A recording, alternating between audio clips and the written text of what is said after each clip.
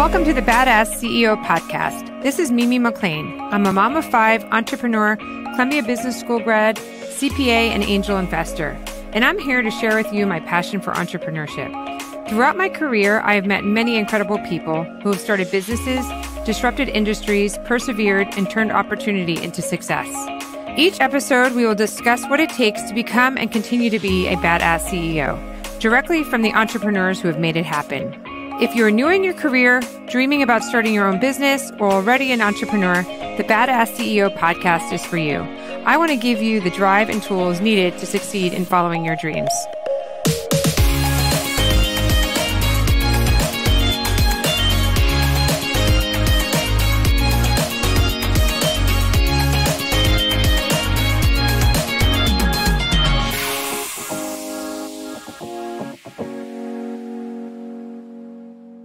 Welcome back to the Badass CEO. This is Mimi, and today we have Coral Chen Chung, and she's an entrepreneur, former strategy consultant, and tech executive.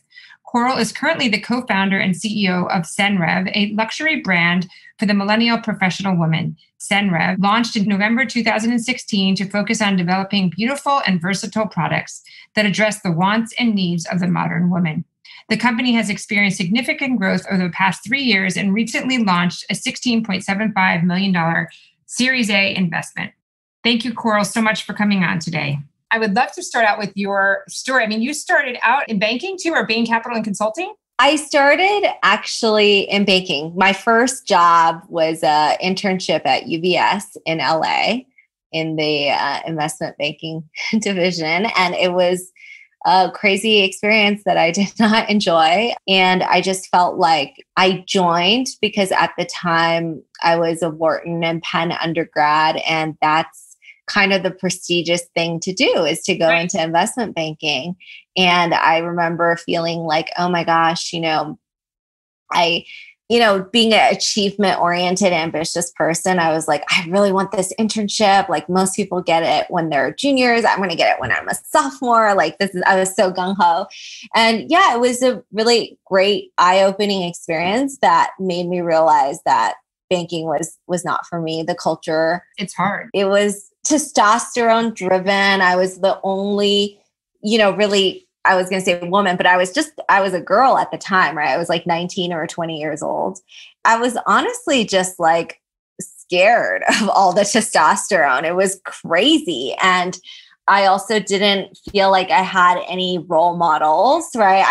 I looked at all the senior people within the firm and, the head of the office and all the managing directors. And I was like, wow, that's not who I want to be in 10 years or 15 years. So anyway, but yes, I did start off my career in banking, and then I decided to go into consulting because I felt like that was the other prestigious thing to do, but the experience was broader.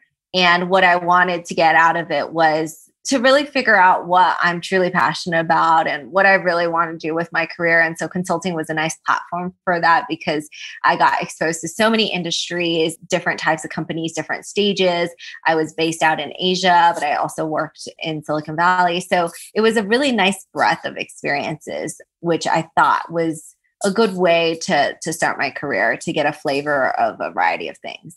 Mm-hmm. I thought it was interesting. I saw that you went to Silicon Valley for high-end retail, but how does that relate to Silicon Valley? I actually was based in Hong Kong initially and worked all over Asia. And that was a really amazing experience. But my boyfriend at the time, now husband, was in venture capital in Silicon Valley. And so I knew that I wanted to go back to business school, get my MBA. So I felt like, okay, it might be fun to also work in Silicon Valley. So it was more for personal reasons as opposed to for the industry or, the specific experience. But while I was at Bain, I did work on a lot of different projects with high-end retailers based in Seattle, for example. And so it was an interesting and relevant experience from the perspective of, eventually starting Senreve. Yeah. Now, was it in the back of your mind that you were always going to start your own company? I think so. I grew up in a very entrepreneurial household. My parents were both professors and kind of technical people turned entrepreneurs. And so it was very interesting to be an only child in a kind of dual entrepreneurial household. And I was definitely really involved in their business, and it was quite formative. So I felt, yes, that someday I was going to start my own company, and it was definitely always a dream of mine. But I also was fighting the inertia of staying on the hamster wheel, right? Staying on the typical course and the path of certainty, where like if you're at a consulting firm, for example, at Bain, you kind of go from associate consultant to case team leader to manager to partner, et cetera. It's a very laid out and clear pathway. And so yes, I had to fight that to a degree, but I think I always had that entrepreneurial spirit. So yeah, it wasn't like one day I woke up and had the realization. It was sort of in my blood. Mm-hmm, mm-hmm. Did you leave your job and then start your own, or did you kind of do it on the side?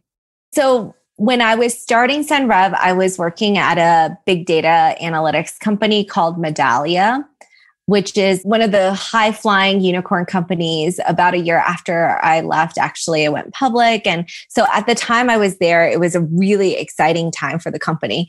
So yeah, it was very hard for me to leave. And what I did was for about 6 months or so, I kind of worked on Senreve as more of a nights and weekends type of pursuit. I really wanted to validate that there was a market, flesh out the idea, make sure that, or as much as possible, I mean, nothing's ever 100% sure, but make sure that I felt confident that leaving an incredible opportunity like Medallia was going to be worth it. So that was about the first 6 months. And then what happened was really interesting, because the rational side of me just kept saying, oh, you should stay at Medallia, wait until your options vest, and it's definitely going to go public. It's going to be an amazing exit and all of this. And then the irrational side of me was kind of saying, like, you really have to start Senreve. Now's the right time. There's never the perfect time. And the two sides of me were kind of fighting, and eventually the irrational side took over and was just like consumed me, right? And it was one of those things where I was constantly thinking about it, and it just overtook my being. And so I couldn't shake it, and the rational side of me couldn't win that battle. So at that point, I kind of knew that it was time to leave Medallia and work on Senreve full time. Okay, good. So, you did that. And now you did have experience, obviously, in the high-end luxury market. You worked at Prada at some point. And so you weren't completely green to the industry. And were you able to use a lot of your contacts from your past experiences to help you start the company? Absolutely. I think it was really critical that I wasn't starting from just a total blank slate. I did have a lot of, I would say, advantages going into it. Probably one of the biggest things that was beneficial was actually the relevant network that I had. So I was able to get a lot of warm introductions to relevant people, whether it's manufacturing and production or product development or design, all the critical functions to get Senreve going, I would say weren't necessarily just like cold outreach or cold LinkedIn outreaches. They were a lot of warm introductions. I was very fortunate to have a lot of advisors, different mentors, and folks in my network who could really just help make these introductions and get these conversations going, which I would say accelerated the process of building Senreve. No, it's definitely true. I think when I'm looking at a company to invest as an angel investor, there's two things that I look at, right? It's one is like, who is the CEO, who's running it, what they are like as a character, but like who they know, like, are they green to the industry or do they have those contacts? And the second thing is the product and like what makes it different, like what differentiates it. So can you talk about that? Like what differentiates your product in this kind of saturated market of fashion and bags? I think it's so interesting because people definitely have an impression that the market is crowded and saturated. It's obviously highly competitive. And I think what's interesting is, yes, when you look at the market as a whole, it is that way, but it's really about identifying where you fit into this big landscape.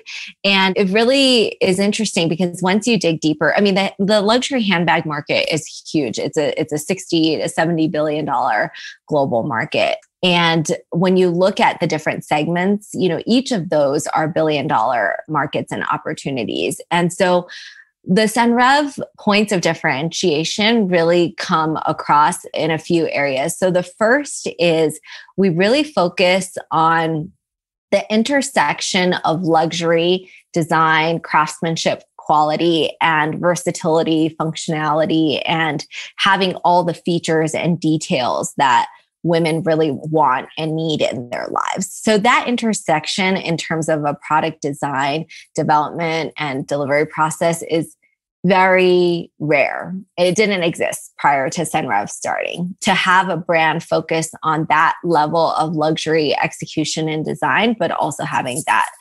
functionality and versatility. So that was a big one. The second piece was really from a price point perspective. We were highly disruptive. So our products are manufactured in the same factory as Celine and Fendi and Balenciaga, and products that typically price at $3,000 to $5,000 or even higher. And we priced at under $1,000. That was a really important thing that we wanted to achieve. And we were able to achieve that with the direct-to-consumer digitally native business model, which is a highly disruptive business model as well. So that was the second piece. And the last piece is related to how we are very data-driven in our approach. And so that's very different from traditional luxury brands that have a top-down creative director. And the whole process is very top-down. It doesn't really take into consideration the feedback or the actual input from real women who are using the products. And so we are constantly iterating. We're constantly in dialogue with our community. We do a rapid iteration kind of product development and release process that's very separate from the fashion calendar. So all of those things combined really allowed us to have several breakthroughs. One of the big breakthroughs that we had is our Maestra family of products, because what's interesting about that is we really kind of pioneered the luxury convertible backpack category. Like it really just did not even exist before Senreve. And so that product that we launched just immediately had a lot of traction and resonated with women because it's so differentiated across all of these dimensions that I talked about. Mm-hmm. And I see you have a big Instagram following. I mean, it's rather large. So it's great. I love your social media feed. And so how did you get those followers? Is it through just word of mouth, or did you have a strategy? It was very purposeful. It's interesting because I was speaking to someone about this the other day, and they were observing that, it seems like every Instagram post, every piece of content that we put out is very purposeful. For example, they noticed that we have a lot of diversity in the women who wear our products. And that's very purposeful. Whether it's our own photo shoots or different partners that we work with, we're always focused on a variety of skin tones, hair color, hair length, eye color. We want as much representation and diversity as possible. So yes, first of all, it's really about understanding your brand and putting out content that is thoughtful. I think that is super critical. And we're a really visual brand. And so Instagram and social media is really important for us to curate and deliver through these platforms what our brand is about. So we focus a lot on developing content and curating that and making sure that it's aligned with our brand. The second piece definitely is about word of mouth, and it's about creating a community where there are very loyal and fanatically enthusiastic people about the brand and about the products. And that there's an offline and an online component to that, of course, but social media kind of accelerates that and gives a great platform to continue developing that. The last thing I would say is that it was really helpful to get the approval, the endorsement, the embracing of the fashion community, the fashion editorial community, the digital influencers, celebrities, and so forth. So that really helped us continue to grow as well. That's great. Now, do you find you're doing most of your sales online? Because I do see like ads popping up in my feed? Or what percentage are you online versus selling in stores? We're about 95% online. We do sell offline, but it's pretty minimal. So the bulk of our business is online and it's single channel. It's direct to consumer through our website. That's great because then the markups are much better for you as well. Well, that's what allows us to have the price point that we do, right? Because most of the other brands go through retailers, distributors, several layers before it reaches the actual end consumer. And that's why our quality is of the level of a $3,000 to $5,000 a bag. That's great. That's great. Now, did you finance this in the beginning on your own, or did you immediately go for a friends and family round? So for the first couple of months, in the very early days, it was Bootstrapped. So it was my personal capital. But we did raise some angel and kind of seed investor capital fairly early on. It was raised before we fully launched. And then we didn't raise any formal large institutional capital until late last year, which ended up being really great timing. That's great. So when you do the friends and family note, you didn't have to value it at that point. Did you just do convertible debt or did you value it? Yeah, it was a convertible note. Yeah. And then now this past time, can you talk a little bit about your valuation? I always find that that's kind of, was it a VC or private equity, or was it more like individuals that invested this past round? Yeah, it was a very well-known venture capital private equity firm, growth equity firm called Norwest. They actually have invested in some really great consumer startups. They were part of Jet.com, which exited. They invested in Kendra Scott. And I was really attracted to working with Sonia Brown is the partner who is on Senreve's board now and was leading that deal.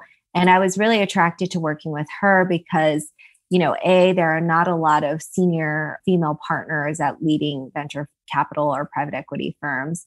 And B, she had also a great track record of backing female founders and female CEOs. And so it was just a really great fit all around. So that's why we decided to go with them. And it was a really interesting process because prior to that, we didn't work with any institutional funds. So we worked with, smaller angel investors or family offices or, like Jessie Draper, who backs a lot of female founders, or, more individuals who LPs didn't have their investors. And so, of course, working with a fund that is very formal, that has a lot of partners, that has their own LPs, it's a very different relationship. But I have enjoyed the experience and I feel like Sonia was the right partner to be involved. And it's been a great journey so far with them.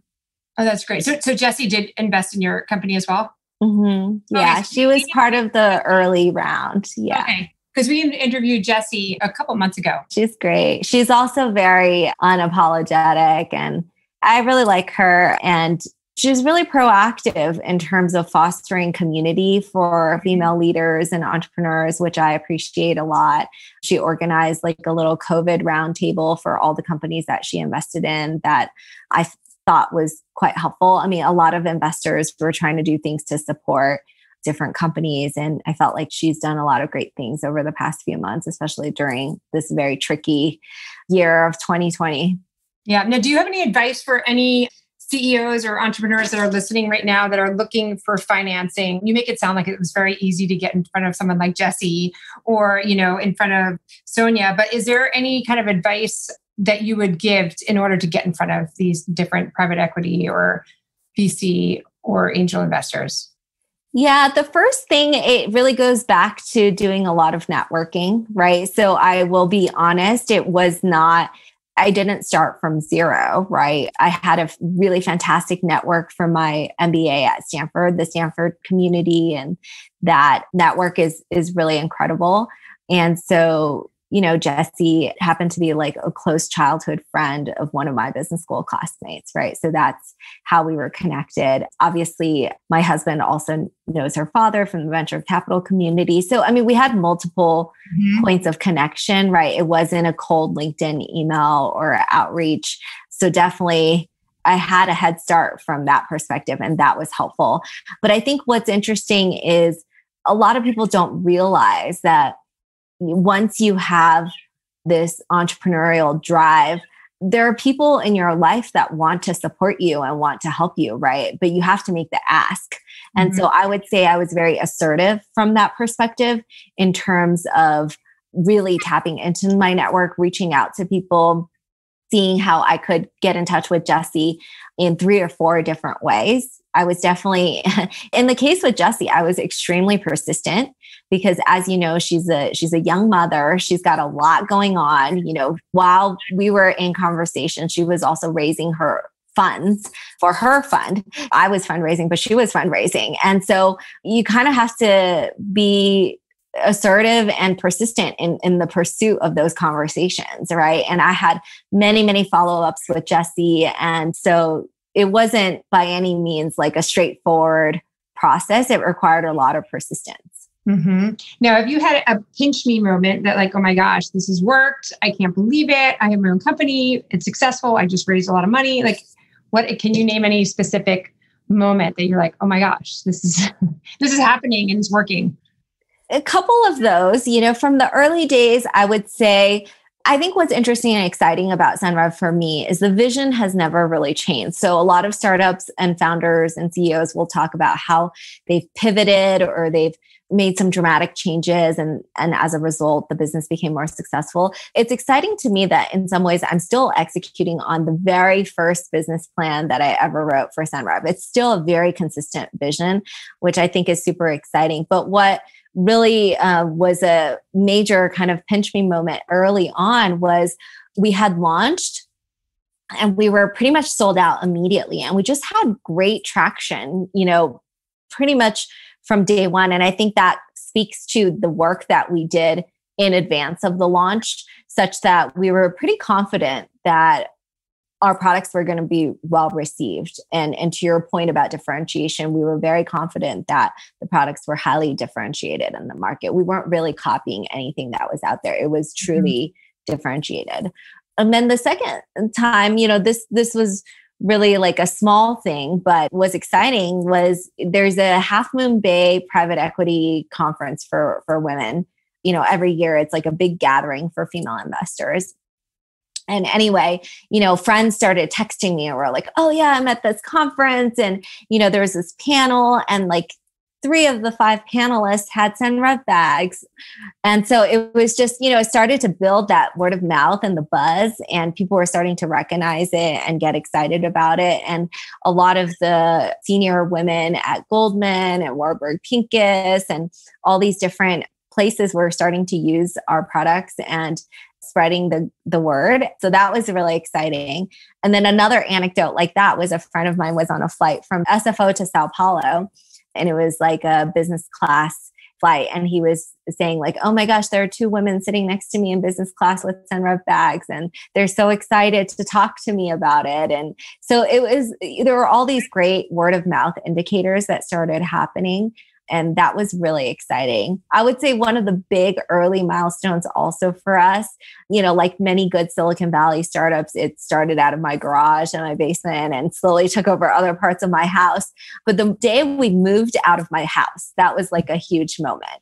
You know, it was kind of like the startup baby growing into adulthood and leaving the house. So that was a huge milestone. And we're actually going to celebrate our 4th birthday on November 16th on Monday. So that's really exciting as well. So much has changed over the past 4 years.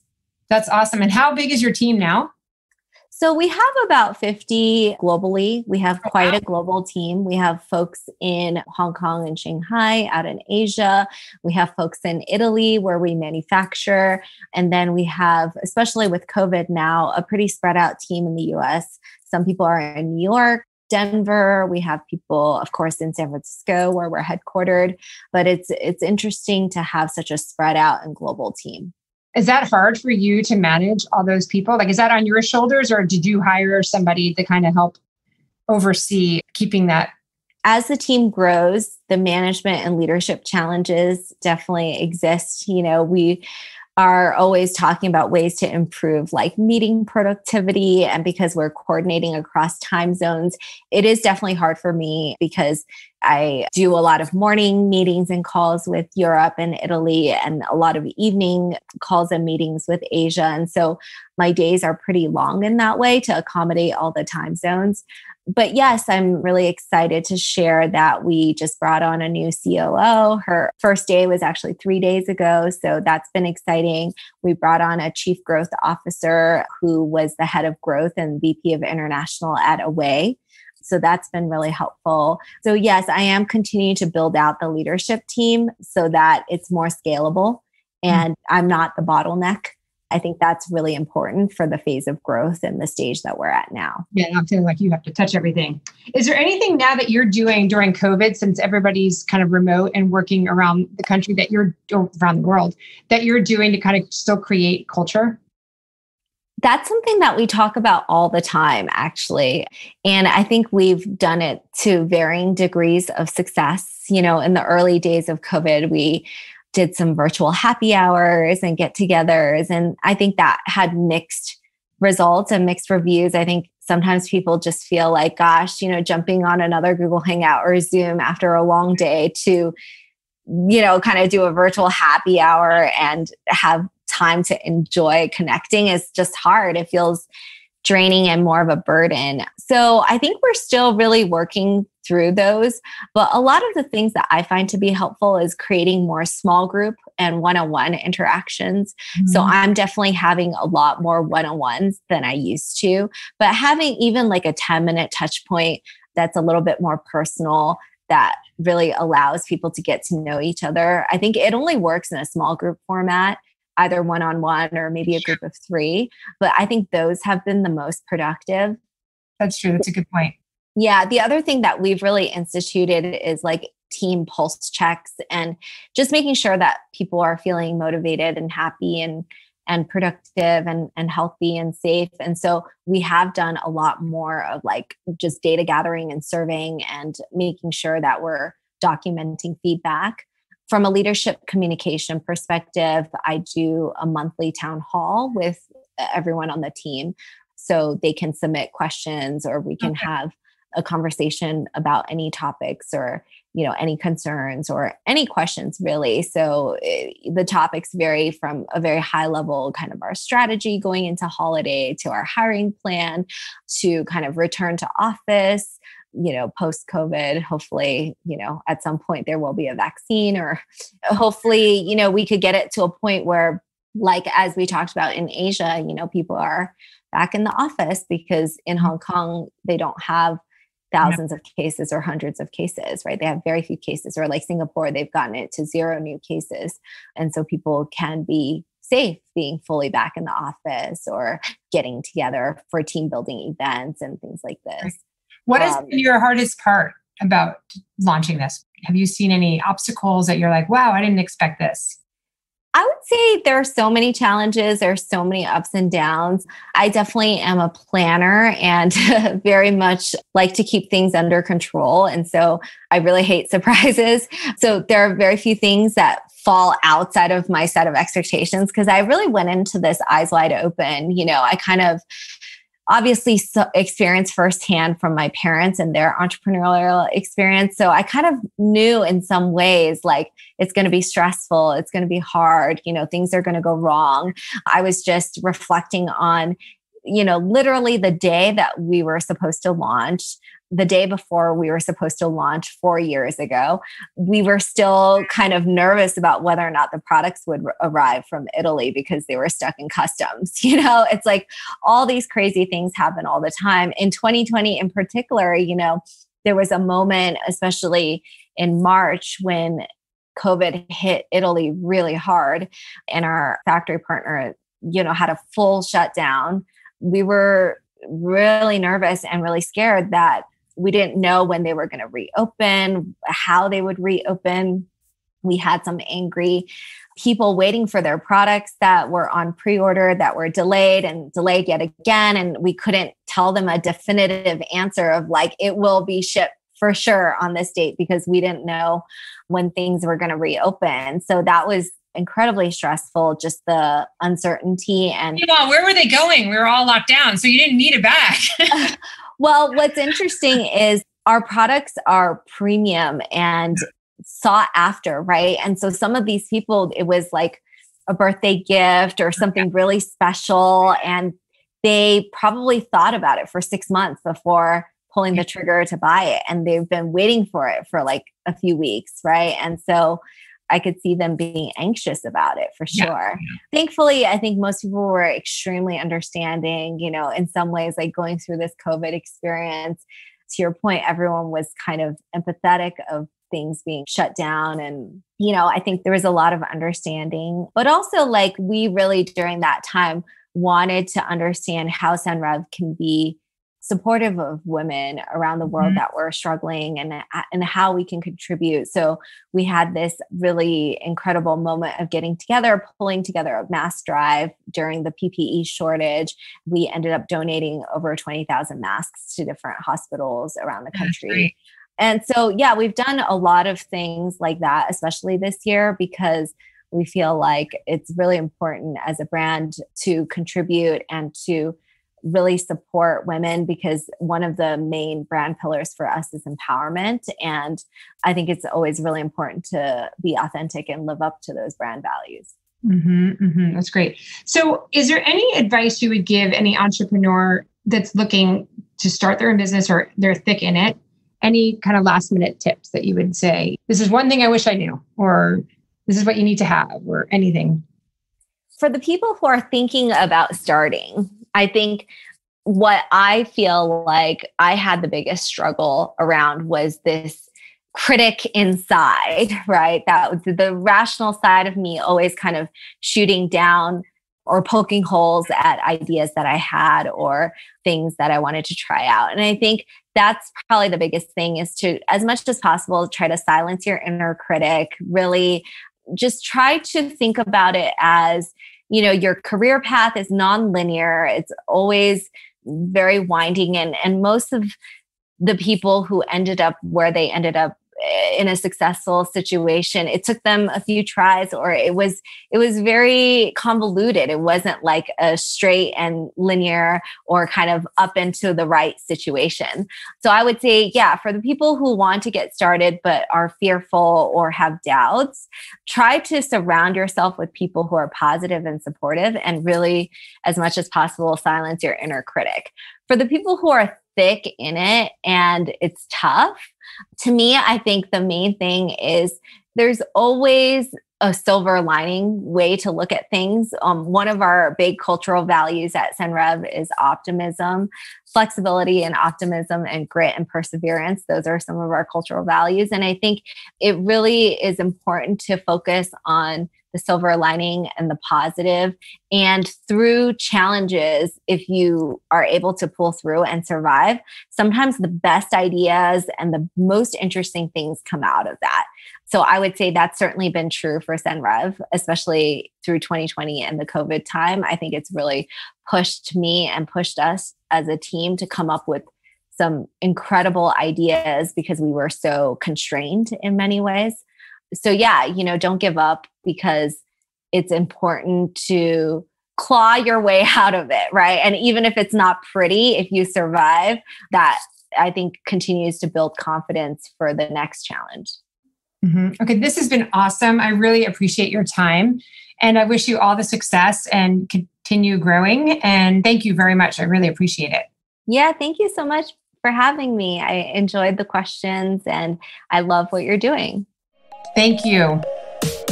Thank you for joining me on the Badass CEO podcast.